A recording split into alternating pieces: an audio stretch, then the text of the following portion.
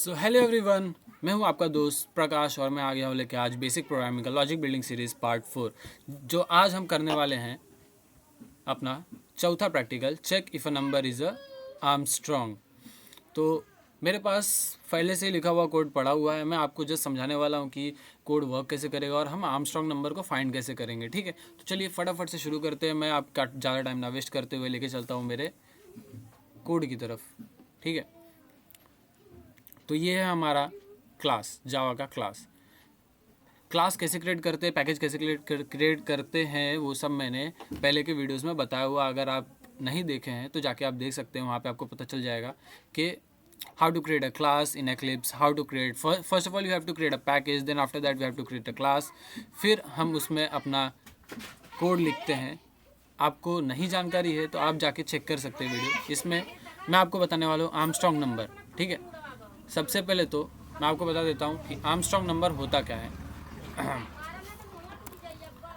यहाँ पे ये जो 153 है ना, ये एक आर्मस्ट्रॉन्ग नंबर है। ये एक आर्मस्ट्रॉन्ग नंबर कैसे है वो मैं आपको बताता हूँ। जस्ट लाइक यहाँ पे हमारे पास 3 डिजिट्स है। ठीक है, 3 डिजिट्स, तो हमारे पास होता है पावर 3।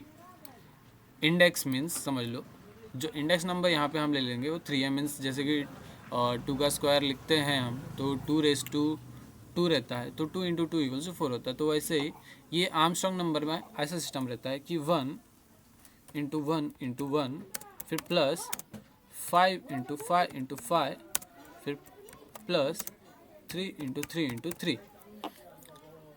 इसको कैलकुलेट करके जो नंबर आएगा वो होगा हमारा आर्मस्ट्रॉन्ग नंबर। और आर्मस्ट्रॉन्ग नंबर 153 इक्वल्स टू 153 ही होगा। मीन्स ये हमारा हो जाता है 125 और ये हो जाता है हमारा 27। ठीक है, और ये तो है हमारे पास 1,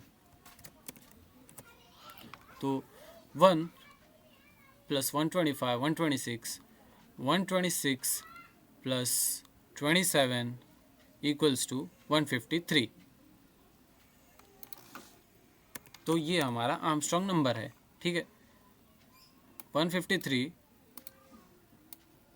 इसको कैलकुलेट करके भी 153 आ रहा है। मीन्स ये आर्मस्ट्रॉन्ग नंबर है।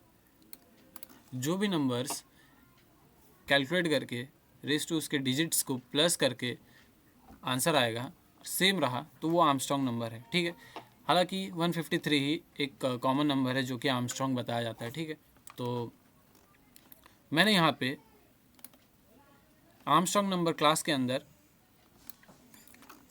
एक फंक्शन क्रिएट किया है जो कि एक स्टैटिंग फंक्शन है, जिसे हम स्टैटिंग मेथड्स बोलते हैं। ठीक है, तो आर्मस्ट्रॉन्ग करके मैंने एक स्टैटिंग मेथड क्रिएट किया है जिसके अंदर मैंने एक नंबर एज एन इनपुट लेने के लिए लिख दिया है इंट n। ठीक है, n जो है हमारा वो इनपुट लेगा। जब हम आर्मस्ट्रॉन्ग नंबर को यहाँ पे मेन मेथड के अंदर कॉल कर रहे हैं, आर्मस्ट्रॉन्ग नंबर को मैंने डायरेक्ट कॉल किया क्योंकि वो स्टैटिक है, तो आर्मस्ट्रॉन्ग डायरेक्टली लिख दिया। एंड फिर उसके अंदर मैंने यहाँ पे एक 154 नंबर डाला हुआ और यहाँ पे देख सकते हैं मैंने उसका रिजल्ट निकाला था। It is not an Armstrong number क्योंकि 154 एक आर्मस्ट्रॉन्ग नंबर नहीं है। ठीक है, तो यहाँ पे हमारे पास सपोज़ 153 हो जाता है, तो ये 153 यहाँ पे आता है।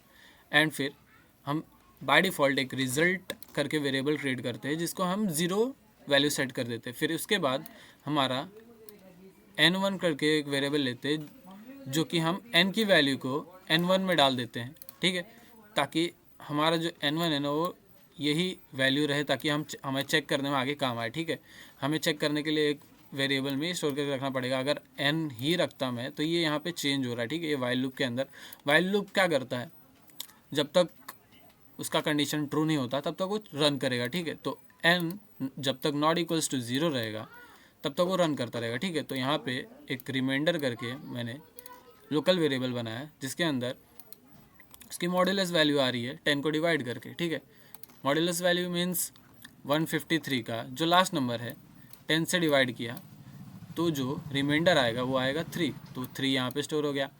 फिर उसके बाद में ये कैसे वर्क कर रहा है, ये इसको हम ऐसे भी लिख सकते हैं, result plus reminder into reminder. इसको हम कुछ इस तरह से भी लिख सकते हैं और इस तरह से भी, ये दोनों एक ही है, अलग अलग नहीं है। So you don't have to be confuse in this, okay. So तो हमारा जो रिजल्ट है, रिजल्ट में रिजल्ट प्लस करके रिमाइंडर स्टोर हो रहा है। So what we have the value of result 0, तो 0 plus and what was the reminder 3 into 3 3 3 are 9, 9 3 are 27, and then we have the value 27 in the result, okay. 0 plus 27 equals to 27, then we are storing the 27 value in the result, okay. Then after that हमारे पास जो n था वो 153 divide by 10 करेंगे तो हमारा जो quotient value रहेगा वो हमारे पास बचेगा 15, ठीक है। तो यहाँ पे n की वैल्यू हो जाएगी 15 एंड देन अगेन ये लूप रन करेगा, यहाँ पे फिर वापस आएगा, फिर यहाँ पे चेक करेगा what is the value of n, ठीक है।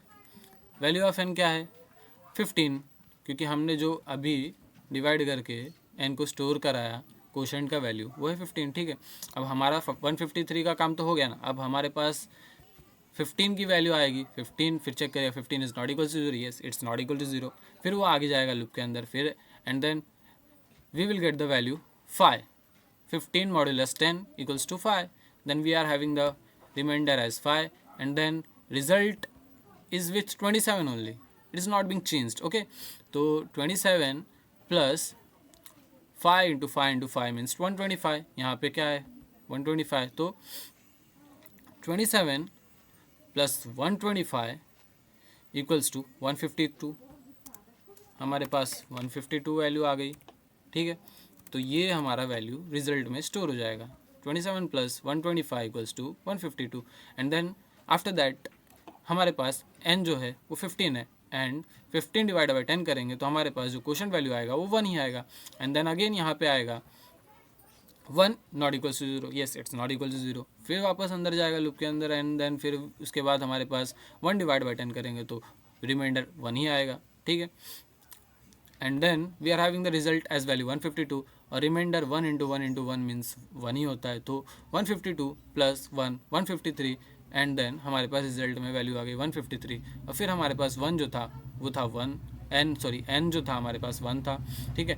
n डिवाइड बाय 10 करेंगे तो कोशेंट वैल्यू आएगी 0, ठीक है, रिमाइंडर 1 आएगा और कोशेंट आएगी 0 और यहाँ पे वापस चेक करेगा तो 0 नॉट इक्वल 0, ऐसे कैसे होता है, 0 तो इक्वल है ना, तो फिर ये लूप कैंसिल होके आगे बढ़ जाएगा, ठीक है, नेक्स्ट लाइन पे आ जाएगा। फिर हमारे पास जो बूलियन एक वेरिएबल है इज़ाम करके उसको मैंने ट्रू सेट किया है, ठीक है।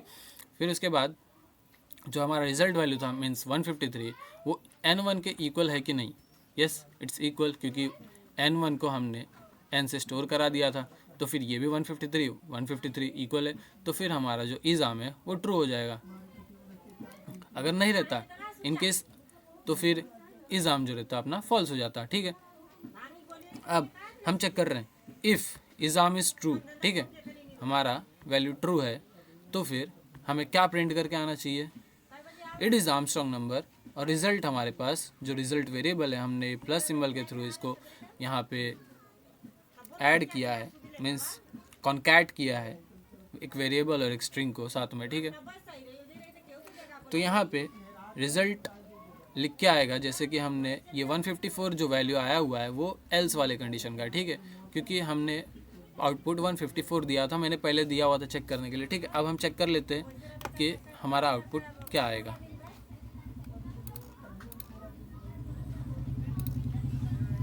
ओह सॉरी, थोड़ा सा एरर है कहीं, तो हाँ ये मैंने लिखा हुआ था तो ये एरर दे रहा है, ठीक है। हमारे पास आउटपुट आ गया है, इट इज़ आर्मस्ट्रॉन्ग नंबर और 153, हमने आउटपुट क्या दिया 153, तो वो आर्मस्ट्रॉन्ग नंबर है, ठीक है।